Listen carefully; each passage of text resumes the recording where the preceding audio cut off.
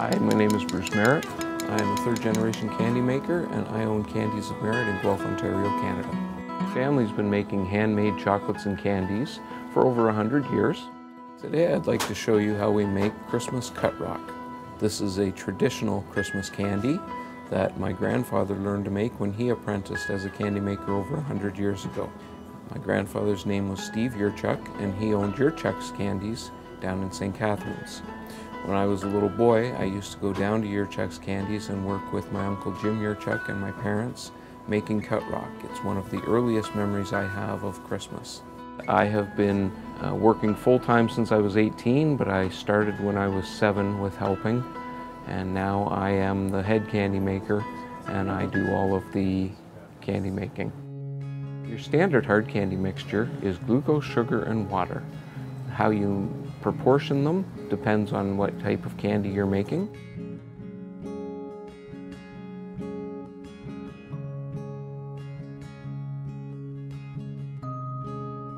You mix the sugar and the water and the glucose in a large copper pot. I use a hydraulic lifter and pourer from Savage Brothers in Chicago. This has been a huge help, allowing me to make candy by myself once my parents were a little too old to do the heavy lifting.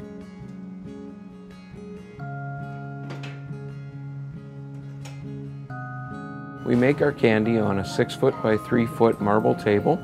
It has been in continuous use for over 100 years.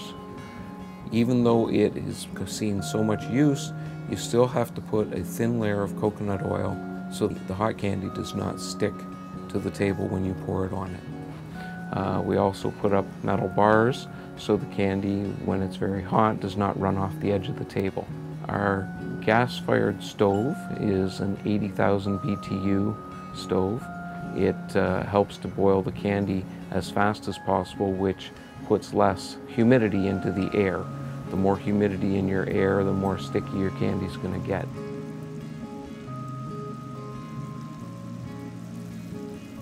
Once the candy is boiled hot enough, we pour it onto the table.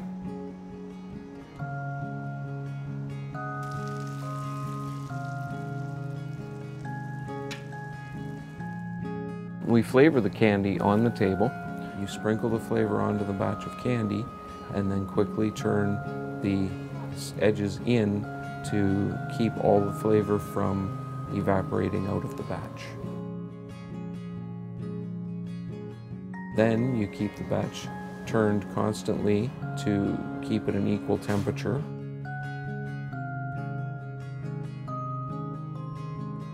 The orange is colored with a gel paste that's mixed in, and the warmth of the candy blends it all the way through.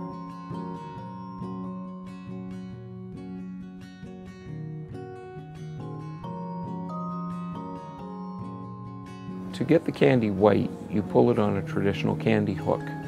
The clear candy, as it's pulled, it gets air and crunchiness in it, but it becomes a nice white, shiny, silvery candy. We take a portion of the orange candy and we wrap it in the white. Then we stretch it out and cut it into 6 pieces. These are then made into wedges, which are fit together into a round log. The round log is then wrapped in the rest of the orange candy, and that is stretched out into what we sometimes refer to as a dog patch ham. We use a gas-fired batch warmer to keep the batch warm enough to pull without it being too hot. The batch is then pulled out into sticks and cut into about 15-inch lengths. The sticks are rolled on the marble until they cool down, and it keeps them round. When they're cool enough, they can be cut against a large metal bar using just a scraper.